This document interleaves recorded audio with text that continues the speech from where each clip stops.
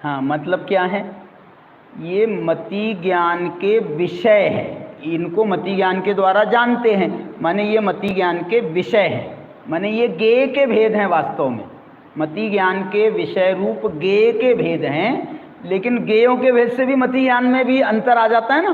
तो इसलिए मति ज्ञान में ये वास्तव में मति ज्ञान के औपचारिक भेद हैं। औपचारिक कैसे कहें कि विषय के भेद से ज्ञान में भेद किया, इस कारण से ये भी भेद बन गए। विषय भेद से वहाँ जैसे आपको कहा ना, विकास के भेद से भेद बन गया, या विषय के भेद से भेद बन गया, वहाँ निमित्तों के भेद से भेद बन गया मति ज्ञान का। इंद्रियों और मन के निमित्त से होता है, तो निमित्तों के भेद से भेद बन गया।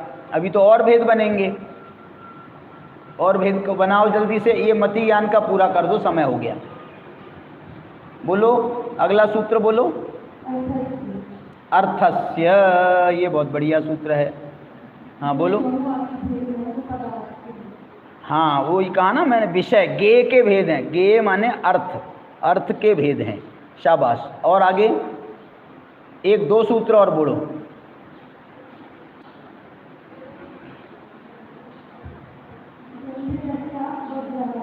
व्यंजनस्यावग्रह, बोलो इसका अर्थ।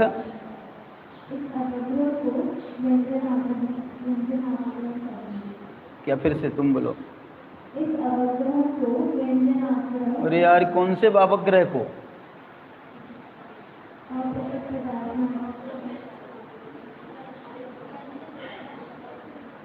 देखो इसका अर्थ ये है, इसका अर्थ ये है सूत्र का कि अर्थस्य कहा ना, अर्थस्य 17वां सूत्र अर्थ हुआ। व्यंजनस्यावग्रह का अर्थ ये है कि व्यंजन का अवग्रह होता है। क्या मतलब है? माने व्यंजन पदार्थों का सिर्फ अवग्रह होता है। व्यंजन पदार्थों का, व्यंजन माने क्या? व्यंजन माने क्या?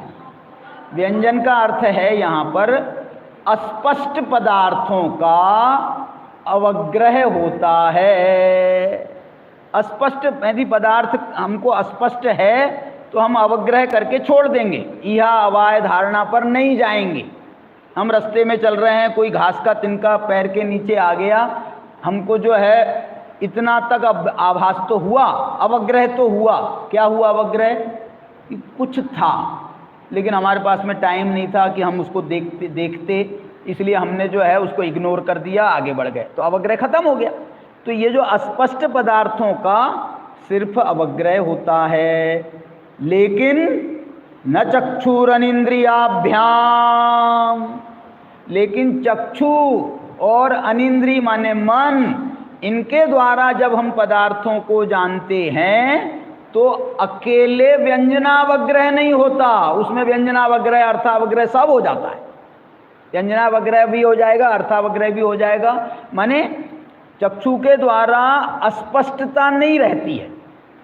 शुरू तो होगा अस्पष्टता से, चक्षु का भी ज्ञान जो होगा ना वो दर्शनोपयोग से शुरू होगा, फिर अवग्रह पे जाएगा, फिर इहा पर भी जाएगा। माने अकेले अवग्रह तक वो नहीं होता, उसमें जो है हमको वो चीज़ के कुछ ना कुछ क्लियरिटी हो जाती, स्पष्ट नहीं रहता है।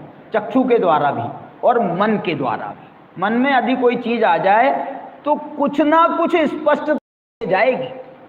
क्या बोला? आप अब चिंतन में लोगे कोई पदार्थ को, मन में लोगे तो वो पदार्थ आपको कुछ ना कुछ समझ तो जरूर आएगा। ऐसा नहीं होगा कि हमारे तो साहब हमने खूब सोचा, हमारे कुछ समझ में नहीं आया।